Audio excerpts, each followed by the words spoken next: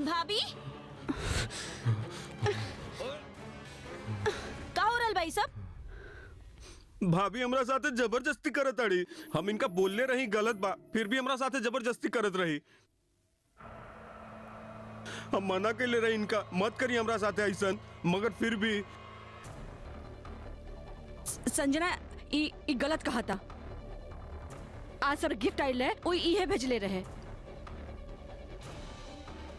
और गिफ्ट तू भेज ले रहला देव? देखा, घर से गईलू ना, ओकरे बाद ही घर में घुस आई और फिर किचन में आके हमारे साथे ई है तोरे फैमिली के सबसे शरीफ लड़का। तू कुछ बोल काहे ना रहल बड़ा देव? तोहर हिम्मत कैसे भाई? सब हमरे गलती बा। हम ही गलती के का पता रहे कि भाभी के नजर हमरा खाती इतना खराब बा।